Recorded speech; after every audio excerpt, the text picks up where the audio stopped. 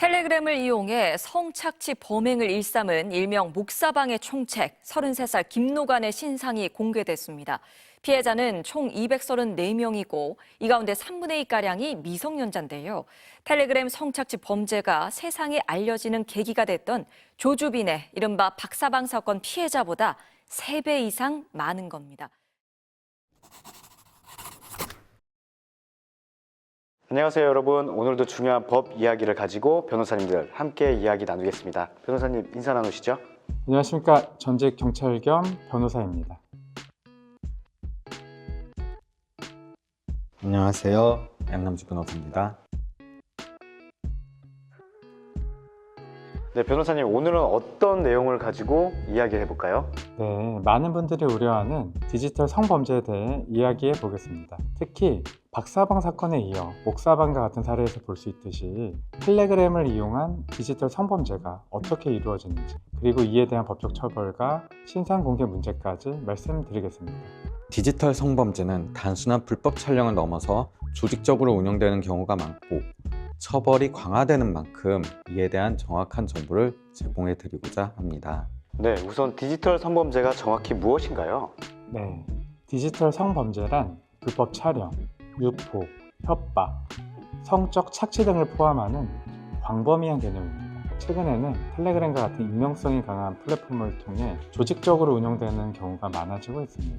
네, 맞습니다. 특히 목사방 사건에서는 관리자가 피해자들을 협박하여 성착취물을 제작하게 되고 또한 이를 유료로 공유하고 또 불법 영상물을 재생산하는 방식으로 운영되었습니다. 이러한 범죄 조직들은 일반적인 채팅방뿐만 아니라 나름 신상 검증을 거쳐 입장할 수 있는 시스템을 갖추고 있었다고 합니다. 그렇다면 이러한 디지털 성범죄방은 어떻게 적발이 되는 건가요? 여러 수사 기법이 있습니다. 주로 경찰의 사이버 수사팀이 잠입 수사를 진행하거나 피해자의 신고를 바탕으로 수사에 착수하게 됩니다. 최근에는 인공지능을 이용한 모니터링 기법도 활용되고 있습니다. 네, 그렇다면 이러한 N번방이나 목사방 같은 성범죄를 저지르는 운영자들은 어떤 법적 처벌을 받게 되나요? 네, 디지털 성범죄의 경우 성폭력 처벌 도량에 관한 특례법 제14조에 따라 불법 촬영을 하거나 그 의사에 반해 단톡방 등으로 유포하는 경우에는 7년 이하의 징역에 처하게 되고, 그리고 아동 청소년을 대상으로 한 성착취물 제작 등의 경우에는 아동 청소년의 성보호에 관한 법률 제11조에 따라 무기징역으로까지 처벌받게 됩니다. 네, 운영자뿐만 아니라 적극적으로 참여한 유료 회원들도 공범으로 간주되어 처벌될 수 있습니다. 또한 최근에는 박사방 사건에서 보듯이 주범의 영치금까지 압류하는 등 정부에서 범죄 수익금까지도 철저하게 환수해서 관리하고 있습니다. 네, 디지털 성범죄의 경우 피의자의 신상 공개가 이루어지는 경우가 많은 것 같습니다. 이는 어떤 기준에 따라 결정이 되나요?